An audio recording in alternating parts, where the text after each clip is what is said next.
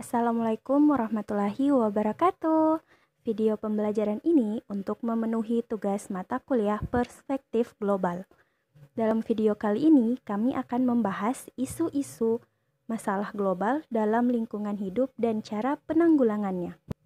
Kami kelompok D akan membahas isu atau masalah tentang penipisan sumber daya alam. Penipisan sumber daya alam yaitu di mana penggunaan bahan bakar fosil seperti minyak bumi akan menciptakan pemanasan global dan perubahan iklim.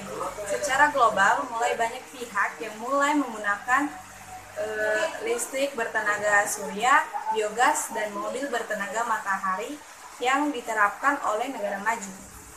Walaupun dalam jangka pendek, instalasi peralatan fasilitas teknologi ramah lingkungan ini akan terlihat cukup mahal, akan tetapi dalam jangka panjang akan sangat murah dibandingkan dengan penggunaan energi fosil dan tidak terbarukan. Ya baiklah, selanjutnya yaitu faktor penyebab kelangkaan sumber daya alam. Kita harus tahu apa faktor yang menyebabkan sehingga sumber daya alam yang kita miliki saat ini menipis. Nah, yang pertama dipengaruhi oleh keterbatasan sumber daya. Walaupun kita tahu sumber daya yang kita miliki ini sangat melimpah, akan tetapi jika digunakan dengan secara terus-menerus dan dieksploitasi dengan secara besar-besaran, otomatis sumber daya yang kita miliki saat ini menipis. Kemudian, perbedaan letak geografis. Biasanya sumber daya alam tersebar di daerah dengan tidak merata. Ada di daerah yang subur, ada di daerah yang gersang atau kekurangan air, sehingga itu membuat sumber daya yang ada di daerah tersebut akan menipis. Selanjutnya yaitu pertambahan jumlah penduduk. Pertambahan jumlah penduduk yang secara terus-menerus akan bertambah ini otomatis akan meningkatkan jumlah produksi. Sementara yang kita tahu bahwa sumber daya alam yang kita miliki ini sangat terbatas. Selanjutnya yaitu adalah upaya mencegah terjadinya kelangkaan sumber daya alam. Jadi ada beberapa hal yang dapat kita lakukan, diantaranya yaitu 1.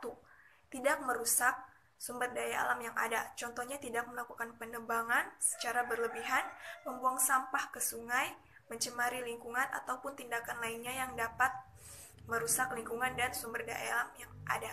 Kemudian yang kedua yaitu memperbarui sumber daya alam yang dapat diperbarui.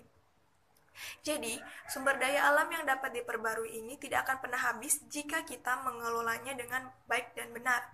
Kemudian yang ketiga yaitu menghemat penggunaan sumber daya alam yang tidak dapat diperbarui.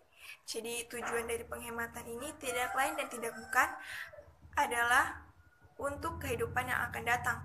Apabila kita tidak melakukan penghematan dan malah menghabiskannya saat ini juga, maka anak cucu kita tidak akan bisa memenuhi kebutuhan hidup mereka.